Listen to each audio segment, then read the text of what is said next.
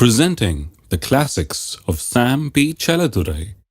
Sam P. Chaladurai அவர்களின் போதனை களஞ்சியத்திலிருந்து நான் நினைக்கிறதும் கேட்கறதுக்கும் மிகவும் அதிகமாக ஆசீர்வதிப்பேன்னு சொல்கிறார். ஏன்னா அநேகர் பாருங்கள், இதெல்லாம் எடுத்து மனதில் வைக்கிறது இல்லை, சிந்திக்கிறது இல்லை, யோசித்து பார்க்குறது எல்லாம் தங்கள் லெவல்லே திங்க் பண்ணிகிட்டு இருக்காங்க. கொடுப்பேன்றாரு, எப்படி கொடுப்பாரு? எங்கள் தாத்தா கொடுத்தா மாதிரி கொடுப்பாரு, எங்கள் அப்பா கொடுத்தா மாதிரி கொடுப்பாருன்னு கிடையாது. கர்த்தர் உங்கள் தாத்தாவும் இல்லை, உங்கள் அப்பாவும் இல்லை. கர்த்தர் சர்வ வல்லமையுள்ள தேவன், வானத்தையும் பூமியை உண்டாக்குன தேவன், இந்த பூமியில் எல்லா செல்வத்தையும் வைத்த தேவன். அவர் ஆசீர்வதிப்பேன்னு சொல்லும்போது வேறு லெவலில் பேசுகிறார். அவர் நம்ம லெவல்லையே யோசிக்கக்கூடாது. நம்ம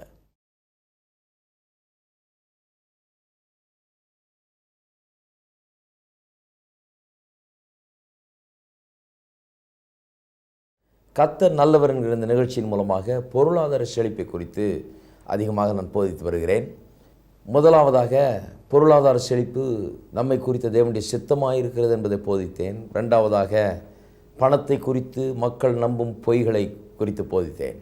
மூன்றாவது பொருளாதார செழிப்பிலே வாழ்வதற்கு நமக்கு இருக்க வேண்டிய தகுதிகள் என்பதை குறித்து போதித்தேன். இப்பொழுது 4ஆம் பகுதிக்கு வந்திருக்கிறோம். இங்கே பெருக்கத்தை குறித்து போதித்து வருகிறேன். பொருளாதார பெருக்கத்தை குறித்து கடந்த சில வாரங்களாக நாம் பார்த்து வருகிறோம். தேவன் பெருக்கத்தின் தேவன். நாம் பெருக வேண்டும் என்று அவர் விரும்புகிறார். விரும்புகிறது மட்டுமல்ல, பெருகக்கூடிய வழியையும் அவர் ஏற்படுத்தி வைத்திருக்கிறார். அது என்ன வழி என்றால், அது ஒரு பிரமாணமாக அதை ஏற்படுத்தி வைத்து பெருகுவதற்கென்ற ஒரு பிரமாணத்தை இந்த பூமியிலே நியமித்து வைத்திருக்கிறார் தேவன். அதைத்தான் விதைப்பும் அறுப்பும் என்கிற பிரமாணம் என்கிறோம். இந்த பிரமாணம் பூமி உள்ளளவும் இருக்கும் என்று அவர் சொல்லிவிட்டார். ஏனென்றால் இதுதான் அடிப்படை பிரமாணம். இதை குறித்து இயேசுவே போதிக்கிறார். மார்க் 4ஆம் அதிகாரத்திலே உள்ள அந்த ஓமையை கடந்த சில வாரங்களாக நாம் பார்த்து வருகிறோம். விதைக்கிறவன் விதைக்க புறப்பட்டான் என்று சொல்லி போதிக்கிறார். அந்த வியாக்கியானத்தையும் கொடுக்கிறார். அந்த ஓமையினுடைய வியாக்கியானம் என்னன்னு சொல்லுகிறார். அது சொல்லுகிறார், விதை வசனம், அது விதைக்கப்பட்ட நிலம் இருதயம். நல்ல நிலத்தில் விழுந்த விதைகள் 30, 60, 100 பலன் கொடுத்தது என்று சொல்லுகிறார். நல்ல நிலம் என்றால் என்னன்னோ அதே ஓமையை மத்தேயுவில் சொல்லும்போது நல்ல நிலம் என்றால் என்ன என்கிற விளக்கம் அங்கே கிடைக்கிறது. அங்கே சொல்லப்பட்டிருக்கிறது, வசனத்தை கேட்கிறது மட்டும் இல்லை, கேட்டு அதை உணர்ந்து கொள்ளுகிறவன், அதாவது அதை புரிந்து கொள்ளுகிறவன், அறிந்து கொள்ளுகிறவன், அவன் நல்ல இருதயம் உள்ளவனாக இருக்கிறான். நல்ல நிலம் இருக்கிறது, அது விளைவிக்கக்கூடிய நிலம். அப்போ தேவன் நமக்கு என்னவெல்லாம் கொடுக்க விரும்புகிறாரோ, என்னவெல்லாம் நம்மளை செய்ய விரும்புகிறாரோ, அதையெல்லாம் அவர் அங்கேருந்து தொப்புன்னு போடலை. பணம் கொடுக்க விரும்புனா பணத்தை பாட்டெலாம் கட்டி அங்கேருந்து போட முடியாது. அவர் அங்கே பணத்தை அச்சடிக்கிறதும் இல்லை, விநியோகம் பண்ணுறதும் கிடையாது. பணத்தை எப்படி கொடுப்பார்னா முதல்ல வசனத்தை கொடுக்குறாரு, அறிவை கொடுக்குறாரு. நாம் வசனத்தை, தேவனுடைய திட்டத்தை, நோக்கத்தை, தேவனுடைய வழிகளை அறிந்து கொள்ளும்படியாக வசனம் நமக்கு கிடைக்கிறது.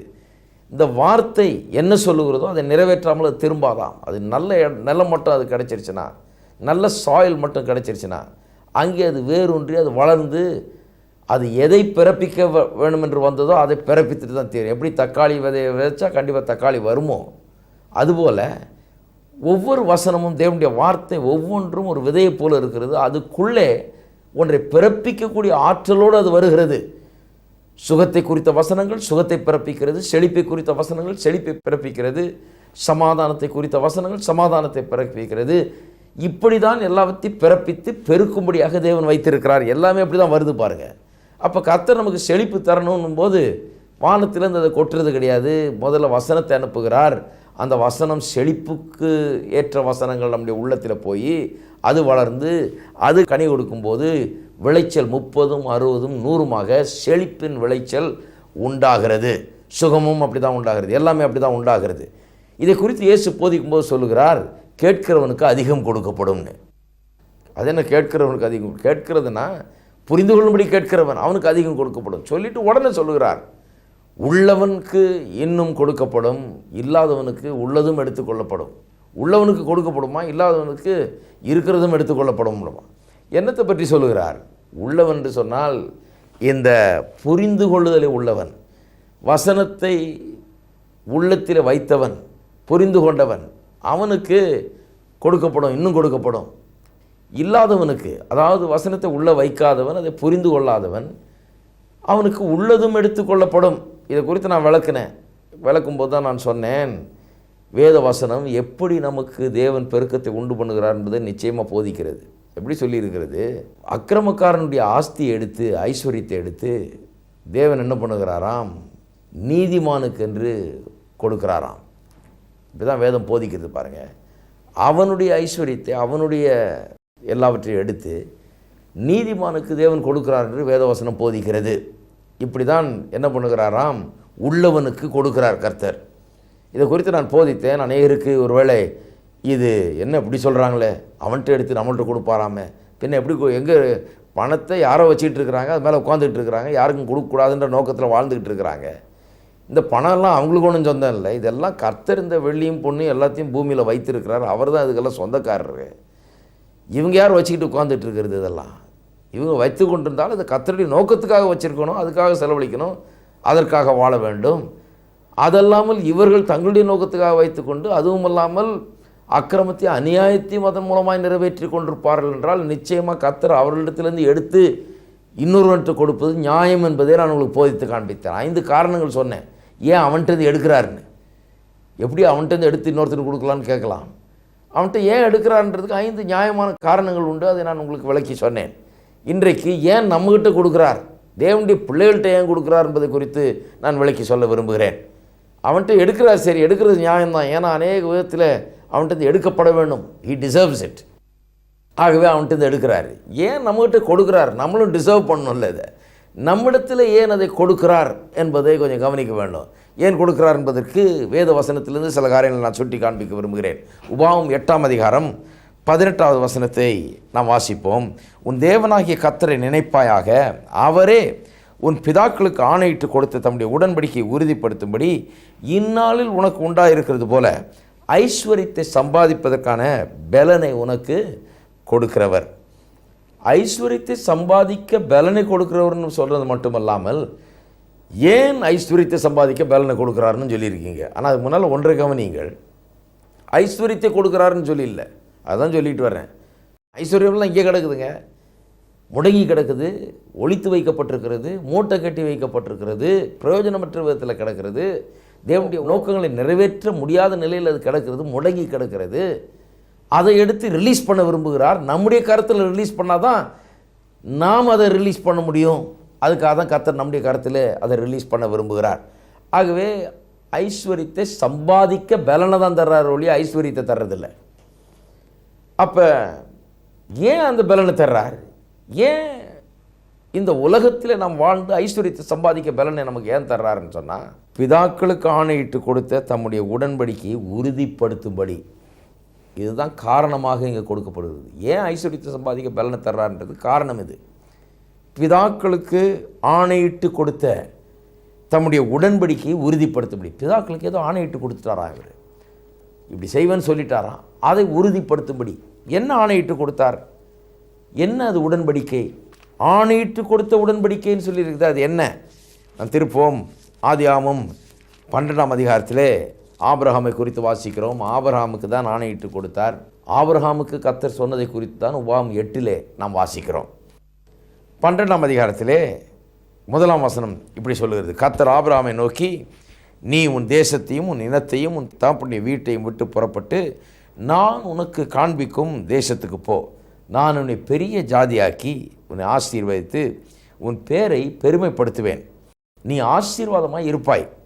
பாருங்கள், உன்னை ஆசீர்வதித்து பேரை பெருமைப்படுத்துவேன், நீ ஆசீர்வாதமாக இருப்பாய்.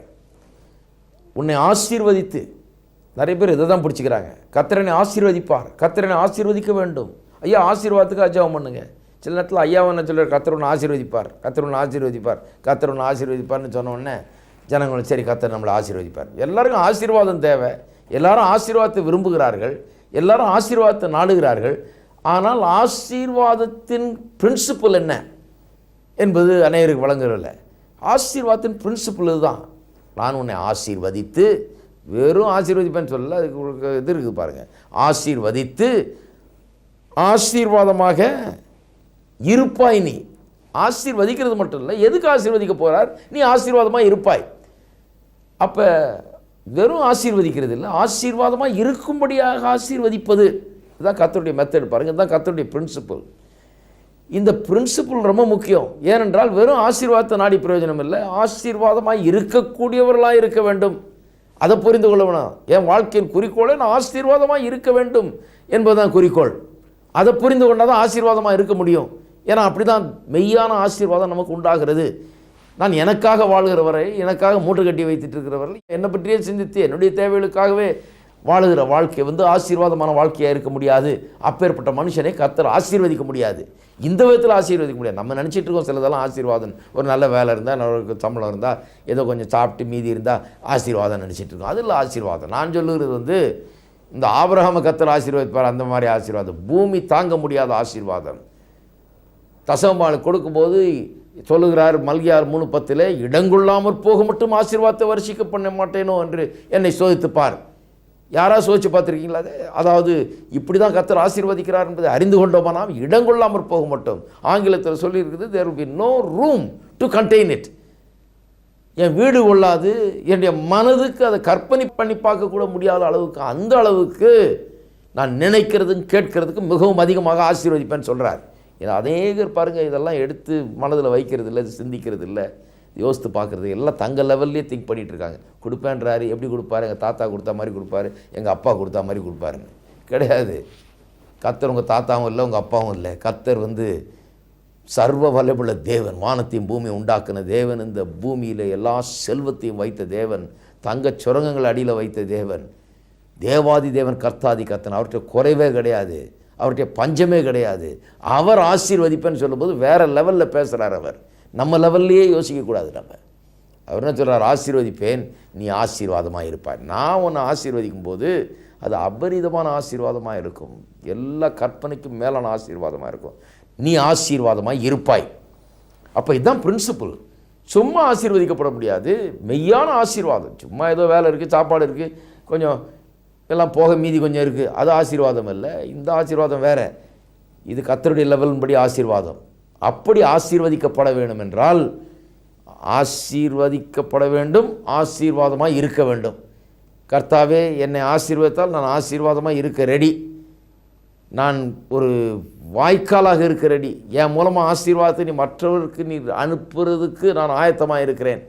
என்னை ஏன் ஆசீர்வதிக்கணும்னு நான் ஆசீர்வாதமாக இருக்க வேண்டும். இதை புரிந்து கொள்ளும்போது தான் இந்த விதமான ப்ராஸ்பரிட்டி ஆரம்பமாகிறது. ரொம்ப முக்கியமான விஷயத்தை பேசி கொண்டிருக்கிறோம் நாம். இதை ரொம்ப சாதாரணமாக எடுத்துக்கூடாது பாருங்கள். இதெல்லாம் ரொம்ப ஆழமாய் சிந்திக்க வேண்டிய ஒரு காரியங்கள். கர்த்தர் நம்ம ஆசீர்வதிக்க விரும்புகிறார். எதற்காக? வெறும் நமக்காக அல்ல. ரொம்ப குறுகிய மனதோடு நாம் வாழ்ந்து கொண்டிருக்கிறோம், குறுகிய எண்ணங்களோடு வாழ்ந்து கொண்டிருக்கிறோம்.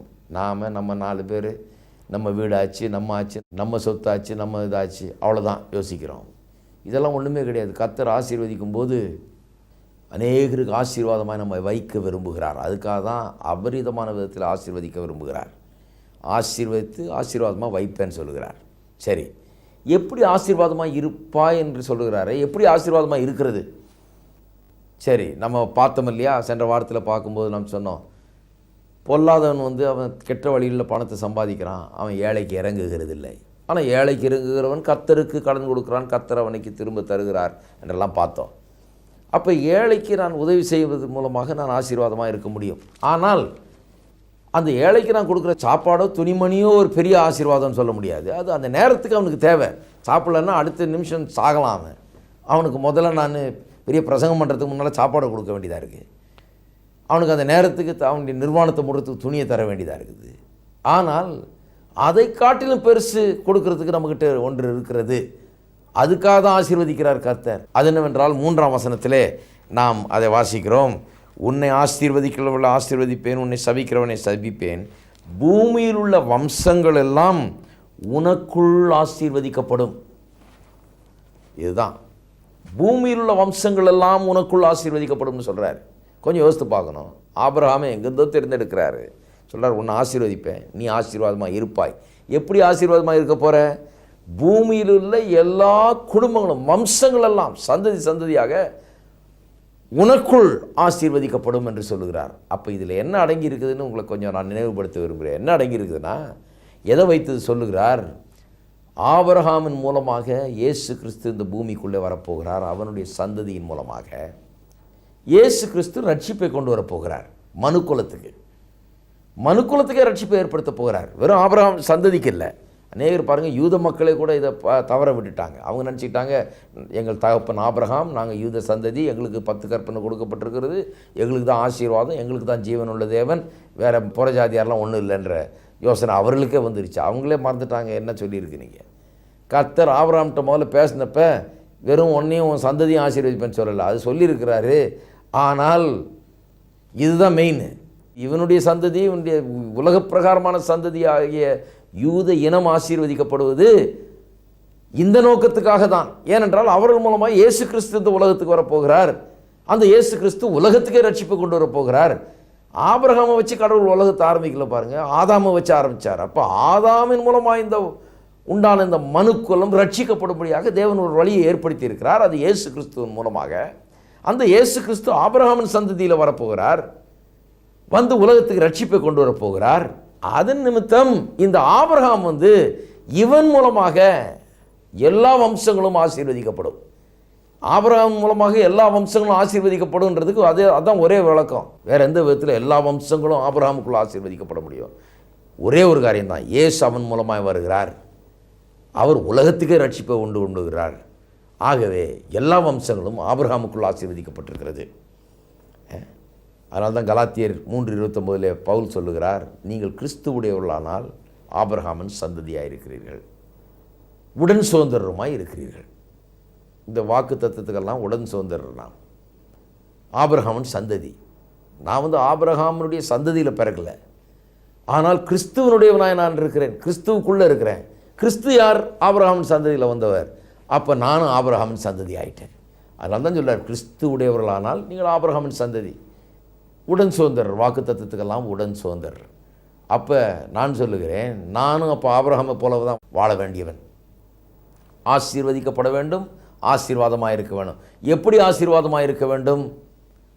நான் இந்த உலகத்துக்கு கொடுக்கக்கூடிய மிகப்பெரிய ஆசீர்வாதம் என்னவென்றால், இந்த உலகத்தின் பாவத்தை சுமந்து தீர்த்த தேவாட்டுக்குட்டியாகிய இயேசு கிறிஸ்து அவர் என்ன செய்தார், அவர் எப்படி இன்றைக்கு ஆண்டவரும் இரட்சகருமாய் இருக்கிறார், அவருடைய நாமத்தில் இன்றைக்கு எப்படி ரட்சிப்பு உண்டு, அவருடைய நாமத்தில் சுகம் உண்டு, விடுதலை உண்டு, ஆசீர்வாதம் உண்டு, நல்வாழ்வு உண்டு என்பதை இந்த உலகத்துக்கு அறிவித்து, இந்த உலகத்துக்கு அந்த நற்செய்தியை கொண்டு வந்து இயேசுவை நான் கொடுக்குறேன் பாருங்க, அதன் மூலமாக தான் இந்த உலகத்துக்கு நான் ஆசீர்வாதமாக இருக்க முடியும். ஆபிரகாம் எப்படி இயேசுவை இந்த உலகத்தில் கொண்டு வர்றதன் மூலமாக தான் எல்லா வம்சங்களும் அவனுக்குள்ளே ஆசீர்வதிக்கப்படுகிறது என்று சொல்லி இருக்கிறதோ, அதுபோலவே கர்த்தரை ஆசீர்வதித்தா நான் எப்படி ஆசீர்வாதமாக இருக்க முடியும்? ஒரே வழி தான், இயேசு தான் எல்லா ஆசீர்வாதத்தை காட்டிலும் பெரிய ஆசீர்வாதம். இன்றைக்கு இயேசு உங்களுடைய உள்ளத்தில் இருந்தால், இயேசுவை நீங்கள் அறிந்திருந்தால், அதை காட்டிலும் ஒரு பெரிய ஆசீர்வாதம் இருக்க முடியாது. அந்த ஆசீர்வாதத்தை நான் கொடுக்கக்கூடியவனாக இருக்கணும். அந்த இயேசுவை குறித்த சுவிசேஷத்தை இந்த உலகம் முழுவதற்கும் பரப்பக்கூடிய ஒரு நிலையிலே நான் இருக்க வேண்டும். அதுக்காக தான் கர்த்தர் நம்மை ஆசீர்வதிக்கிறார் என்பதை உங்களுக்கு நான் நினைவுபடுத்த விரும்புகிறேன். அருமையானவர்களே, கொஞ்சம் சிந்தித்து பாருங்கள். இது அற்புதமான ஒரு காரியம். இதை விட்டு போட்டு நாம் என்ன நினைக்கிறோம், எனக்கு எவ்வளோ கிடைக்கும், என்னுடைய தேவைகள் சந்திக்கப்பட முடியுமா, எனக்கு இதுக்காக ஜெபம் பண்ணுங்க, அதுக்காக ஜெபம் பண்ணுங்கன்றோம். ஆனால் கர்த்தர் சொல்கிறாரு, இது மட்டும் விளங்கிடுச்சுன்னா நீ அதுக்கு இதுக்கு ஜெபம் பண்ணுறதில்ல, ஆசீர்வாதங்கள் உன்னை மேற்கொள்ளும், இடங்கொள்ளாது என்று கர்த்தர் சொல்லுகிறார். மறுபடியும் பாருங்கள், விளங்குறதுக்கு தான் வர்றோம். கேட்கிறது மட்டும் இல்லை, விளங்கி கொள்வது. அதான் உள்ளவனுக்கு கொடுக்கப்படும், கேட்கிறவனுக்கு அதிகம் கொடுக்கப்படும். ஏன்? கேட்கிறவன் அதை விசுவாசிக்க ஆரம்பிக்கிறான், உள்ளத்தில் போகிறது, அது பலன் கொடுக்க ஆரம்பிக்கிறது 30, 60, 100மாக. ஆகவே குறைவிலிருந்து, தாழ்ச்சியிலிருந்து, இல்லாமையிலிருந்து, வறுமையிலிருந்து விடுபட்டு ஆசீர்வாதமான, நிறைவான, ஏராளம் தாராளம் என்கிற வாழ்க்கைக்குள்ளே நாம் கற்பனை கூட பண்ணி பார்க்கக்கூடாத அளவுக்கு ஒரு உயர்வான வாழ்க்கைக்குள்ளே நாம் நுழைய வேண்டும் என்றால், அருமையானவர்களே, விதைக்க ஆரம்பிக்க வேணும். வசனத்தை எடுத்து விதைக்க வேண்டும் உள்ளத்தில். செழிப்பை குறித்த வசனங்களை ஏன் செழிக்க வைக்கிறார், இதை குறித்த புரிந்து கொள்ளுதலை உள்ளத்தில் உண்டாக்க வேண்டும். இதை அறிந்து கொள்வதிலே கவனமாக இருக்க வேண்டும். வசனத்தை விதைக்க புறப்பட்டான்னு சொன்னது போல் இன்றைக்கி புறப்படணும். நான் வசனத்தை விதைக்க போகிறேன், இருதயத்தில் விதைக்க போகிறேன், இவைகளை உள்ளே வைக்க போகிறேன், இந்த நோக்கங்களை என்னுடையதாக்க போகிறேன், கர்த்தருக்காகவே வாழப் போகிறேன். அதனால தான் பாருங்கள், எபேசியர் 1 அப்போஸ்தலனாகிய பவுல் ஜெபம் பண்ணுறாரு. அவர் எப்படி ஜெபம் பண்ணுறாரு, இவங்களுக்கு இதை கொடும், அவங்களுக்கு அதை கொடும், இவங்களுக்கு 500 ரூபா கொடும், உங்களுக்கு 1000 ரூபா கொடுன்னு ஜெபம் பண்ணல. அவர் சொல்கிறாரு, நான் உங்களுக்காக எப்போதும் ஜெபித்து கொண்டிருக்கிறேன், விண்ணப்பம் பண்ணி கொண்டிருக்கிறேன். என்ன விண்ணப்பம் பண்ணி கொண்டிருக்கிறேன்? உங்களுடைய மனக்கண்கள் திறக்கப்பட வேண்டும். ஏன் மனக்கண்கள் திறக்கப்பட வேண்டும்? உங்களுடைய மனதின் கண்கள் திறக்கப்பட்டு கல்வாரி சிலுவையிலே கிறிஸ்துவின் மூலமாய் தேவன் நமக்காக என்ன செய்து முடித்திருக்கிறார், ஏன் அவரை மரிக்கச் செய்தார், ஏன் அவரை உயிரோடு எழுப்பச் செய்தார், இதனுடைய காரியங்கள் என்ன என்பதை நீங்கள் புரிந்து கொள்ளும்படியாக உங்கள் மனக்கண்கள் திறக்கப்படும்படியாக நான் வேண்டிக் கொள்கிறேன். அது புரிஞ்சிருச்சுன்னா வாழ்க்கை நோக்கம் என்னன்னு புரிஞ்சிடும். வாழ்க்கை நோக்கம் என்னன்னு புரிஞ்சிருச்சுன்னா செழிப்பு என்கிறது நாம் நினைக்கிறதுக்கும் கேட்கறதுக்கும் மிகவும் அதிகமாக இருக்கும், ஏராளம் தாராளமாக இருக்கும். ஏனென்றால் நாம் அந்த நோக்கத்துக்காக வாழ்கிறவர்களாக மாறிவிடுகிறோம். கர்த்தர் சொல்கிறாரு, உன்னை ஆசீர்வதிப்பேன், ஆசீர்வாதமாக வைப்பேன். ஆசீர்வாதம் நம்மோடு நிற்கும்படியாக தேவன் கொடுக்கறதில்லை, தங்களோடு நிறுத்திக்கிறவர்களுக்கு கொடுத்து என்ன பிரயோஜனம்? கர்த்தர் சொல்கிறாரு, நான் சேனல் பண்ண விரும்புகிறேன், நான் உலகம் முழுவதும் ஆசீர்வாதத்தை அனுப்ப விரும்புகிறேன், உலகம் முழுவதும் கிறிஸ்துவை குறித்த நற்செய்தி அனுப்ப விரும்புகிறேன். கிளாக் ஆகக்கூடாது. என்னோட நான் நிறுத்திக்கிறேன்னு சொல்கிற ஆளுக்கு இது கொடுக்க முடியாது. ஏனென்றால் எல்லா ஊர்களுக்கும் கிராமங்களுக்கும் பட்டி தொட்டிகள் எங்கும் எல்லா மூலை முடுக்குகளிலும் இயேசுவின் நாமம் அறிவிக்கப்பட வேண்டும், அவருடைய நாமத்தில் ரட்சிப்பு உண்டு என்பது அறிவிக்கப்பட வேண்டும். அதற்காக தான் ஆசீர்வதிக்க போகிறேன்னு சொல்கிறார் கர்த்தர். உன்னை ஆசீர்வதித்து ஆசீர்வாதமாக நீ இருப்பாய். எப்படி ஆசீர்வாதமாக இருப்பாய்? உலகத்தின் வம்சங்கள் எல்லாம் உனக்குள் ஆசீர்வதிக்கப்பட்டிருக்கும். அப்பேற்பட்ட ஒரு இனத்தை சேர்ந்தவர்கள் நாம். நமக்குள் வம்சங்கள் எல்லாம் ஆசீர்வதிக்கப்பட வேண்டும். இந்த நோக்கம் வந்துருச்சுன்னா அதுக்கு தான் ஆசீர்வாதம். அதுக்கு தான் சொல்கிறாரு, பிதாக்களுக்கு ஆணையிட்டு கொடுத்த தம்முடைய உடன்படிக்கையை உறுதிப்படுத்தும்படியாக இன்றைக்கு உனக்கு உண்டாயிருக்கிறது போல். அன்றைக்கு சொன்னப்போ அவங்களுக்கு உண்டாயிருக்குது ஐஸ்வர்யம். ஏற்கனவே அவர்களெல்லாம் ஏராளமாய் ஐஸ்வர்யத்தை வைத்து கொண்டிருக்கிறார்கள். இன்றைக்கு உனக்கு உண்டாயிருக்கிறது போல ஐஸ்வர்யத்தை சம்பாதிக்க பலனை கொடுக்கிறவர் அவரே. இதெல்லாம் கர்த்தரிடத்திலிருந்து வந்தது. எதுக்கு வந்ததுன்னு தெரிந்து கொள் என்று அங்கே சொல்லப்படுகிறது. நான் உங்களை கேட்கிறேன் அருமையானவர்களே, இதெல்லாம் என்றைக்கு நிறைவேறப் போகிறது நம்முடைய வாழ்க்கையில்? நீதிமொழிகளில் வாசிக்கிறோம் அல்லவா? இந்த வசனங்கள்லாம் ஏற்கனவே வாசித்த வசனங்கள், ஆனால் திருப்பி ஒருக்க வாசிக்கிறேன். ஏனென்று சொன்னால் நமக்கு விளங்க வேணும், எப்போ இது நிறைவேறப் போகிறது, எப்போ என்னுடைய வாழ்க்கையில் இதெல்லாம் வந்து நடக்கப் போகிறது. ஏன்னா பைபிளை வாசித்து சும்மா அப்படியே மூடி வச்சிடக்கூடாது. ஏதோ பைபிளில் சொல்லியிருக்கு, இதுக்கு நமக்கும் சம்பந்தம் இல்லைன்னு. நீதிமொழிகள் 13:22 சொல்லப்பட்டிருக்கிறது, பாவியின் ஆஸ்தியோ நீதிமானுக்காக சேர்த்து வைக்கப்படும். நீதிமொழிகள் 28ஆம் அதிகாரம் 8ஆம் வசனத்தை வாசிக்கிறேன். அநியாய வட்டியினாலும் ஆதாயத்தினாலும் தன் ஆஸ்தியை பெருக பண்ணுகிறவன் தரித்திரர் பேரில் இறங்குகிறவருக்காக அதை சேர்க்கிறான். அவன் நமக்காக சேர்க்கிறானாம், தரித்திரருக்கு இறங்குகிறவனுக்காக சேர்க்கிறானாம், கர்த்தருடைய நோக்கங்களை புரிந்து கொண்டவனுக்காக சேர்க்கிறான், கர்த்தருக்காக வாழப்போகிறவனுக்காக சேர்க்கிறானாம். இப்போ சேர்க்கிறான்னா அது வந்து சேர்த்துட்டான், சேர்த்துக்கிட்டு இருக்கிறான், அது வந்துக்கிட்டு இருக்கா உங்களுடைய பக்கம்? பிரசங்கி 2ஆம் அதிகாரம் கடைசி வசனம் இப்படி சொல்லுகிறது, தேவன் தமது பார்வைக்கு நல்லவனாயிருக்கிறவனுக்கு ஞானத்தையும் அறிவையும் இன்பத்தையும் அளிக்கிறார், பாவம் செய்கிறவனுக்கோ தமது பார்வைக்கு நல்லவனாயிருக்கிறவன் வசமாக வைத்து விட்டு போகும் பொருட்டு சேர்த்து குவித்து வைக்கும் தொல்லையை அவர் நியமித்திருக்கிறார். பாவிக்கு என்ன வச்சிருக்கிறாராம் கர்த்தர்? நல்லவனாயிருக்கிறவனுடைய வசமாய் அவனிடத்தில் வைத்து விட்டு போகும்படியாக சேர்த்து குவித்து வைக்கும் தொல்லையை அவர் அவனுக்காக வைத்திருக்கிறாராம். அதனால தான் சங்கீதக்காரன் சொல்லுகிறான் பாருங்கள், அக்கிரமக்காரன் செழிக்கிறத பார்த்து நான் கொஞ்ச நாள் பொறாமை கொண்டிருந்தேன், என்ன இவன் செழிச்சிக்கிட்டே போகிறானே. அப்புறம் சொல்லுகிறான், ஆனால் நான் தேவாலயத்துக்கு போன போது அவனுடைய முடிவை நான் அறிந்து கொண்டேன் அப்படின்றான். அப்புறம் எனக்கு பொறாமை போயிடுச்சுன்றான். அவனுடைய முடிவு என்ன? அவன் சேர்த்து வைக்கிறதெல்லாம் இவனுக்கு வந்து கிடைக்க போகிறதுங்கிறது தான் முடிவு. அந்த முடிவை அறிந்து கொண்டவொடனே நான் சரியாயிட்டேன்றான். பொறாமையாக இருந்தது முதல்ல, அவன் நல்லாயிட்டே போகிறான், நம்ம இப்படியே இருக்கிறோமேன்னு. ஆனால் தேவாலயத்துக்கு போனோன்னா அங்கே எனக்கு விளக்கம் கிடைச்சிது, அங்கே எனக்கு வெளிப்பாடு கிடைச்சிது, அங்கே எனக்கு அறிவு வந்தது, நான் அதை புரிந்து கொண்டேன், அவனுடைய முடிவு என்னன்னு நான் புரிந்து கொண்டேன், அதெல்லாம் என்னை போன்றவர்களுக்காக சேர்த்து வைக்கப்படுகிறது என்பதை நான் புரிந்து கொண்டேன் என்று சொல்லுகிறான். அதே தாவீது தான் பாருங்கள், தேவனுடைய ஆலயத்தை கட்டும்படியாக ஏராளமான பொருள்களை சேர்த்து வைத்து கோடிக்கணக்கான ரூபாய்களை அவனே கொடுக்குறான் பாருங்கள். சொந்தமாக ஒரு ஆடு மேய்க்கிற, நான் இருந்தவன் சின்ன பையனாக இருக்கும்போது, ஆடு மேய்க்கிற ஒரு பையன் ராஜாவாகி கோடிக்கணக்காக கொடுக்குறான். அவனே ஒரு 100 கோடி போல் கொடுத்துருக்கானாம். கொடுத்து அவனுக்கு கீழே இருந்த மந்திரிகள் எல்லாம் ஆள் செய்கிற எல்லா ஆட்சியாளர்கள் எல்லாம் கொடுத்துருக்குறாங்க. கொடுத்து 100கணக்கான கோடிகள் அன்றைக்கு சேர்ந்தது.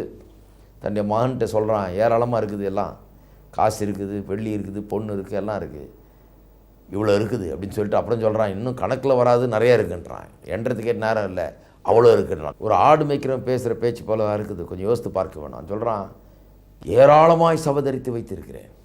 என்ன கூட நேரம் இல்லை, என்ன கூட முடியாது, எண்ணுக்கடங்கா விதத்தில் சேர்த்து வைத்திருக்கிறேன்னு சொல்லுகிறான். அவனை சேர்த்து வைக்க கர்த்தர் அனுமதிச்சார். ஏன்னு சொன்னால், கர்த்தருக்காக ஒரு பெரிய ப்ராஜெக்டை அவன் பண்ண போகிறான். கர்த்தருக்காக ஒரு பெரிய காரியத்தை செய்ய போகிறான். கர்த்தருடைய நாம மகிமைக்காக அதை செய்ய போகிறான். ஒரு கட்டடத்தை கட்டுறதுக்காகவே அவ்வளவு ஆஸ்தியை தேவன் ஒரு மனுஷனுக்கு கொடுத்தாருன்னா, அவனுடைய ராஜ்யத்தை ஆசீர்வதித்தார். அது பின்னால் தேவாலயத்தை கட்டின சாலமோனுடைய ராஜ்யத்தை கர்த்தர் ஆசீர்வதித்தார். அவருடைய செல்வந்தர்களாக்கினார், பெருக்கத்தை கொடுத்தார். அந்த தேசமே பொருளாதார செல்வ செழிப்பில் விளங்கினது அவருடைய காலத்தில். ஏன்னா இந்த ஆலயத்தை கட்ட போகிறாங்க, அதனால் பஞ்சம் வரக்கூடாது அங்கே. கடவுள் ஆசீர்வதிக்கிறாரு. ஒரு கல்லுனால் கட்டப்பட்ட ஆலயத்தில் கர்த்தர் வாசம் பண்ணுறது இல்லை பாருங்கள். அதுக்கே அவ்வளோ செய்வார்னா, ஜீவனுள்ள கற்களால் ஒரு ஆலயம் கட்டப்பட்டு வருகிறது. உங்களையும் எங்கனையும் கற்களாய் வைத்து ஒரு ஆலயத்தை கட்டி கொண்டிருக்கிறார் தேவன். உலகமெங்கும் இருக்கும் எல்லா ஜாதி ஜனங்கள் மத்தியிலும் இருந்து இயேசுவை விசுவாசித்து ஏற்றுக்கொண்டு ரட்சிக்கப்படுகிற ஜனங்களால் ஒரு ஆலயம் கட்டப்பட்டு கொண்டு வருகிறது. கல்லின் மேல் கல் வைக்கிறது போல் ரட்சிக்கப்பட்டவர்களை ஒரு கல் பாலை வச்சு கட்டிக்கிட்டு இருக்கிறாராம். அது எவ்வளோ ப்ரெஷஸ் டெம்பிள்னு பாருங்கள். இந்த ஒரு விலையேற பெற்ற ஒரு ஆலயத்தை கட்டுவதற்காக தேவன் மனுஷர்களை எவ்வளவுக்கு அதிகமாக ஐஸ்வர்யவான்களாக்குவார் என்பதை எண்ணி பார்க்க வேண்டும். கர்த்தர் உங்களை ஆசீர்வதிப்பாராக.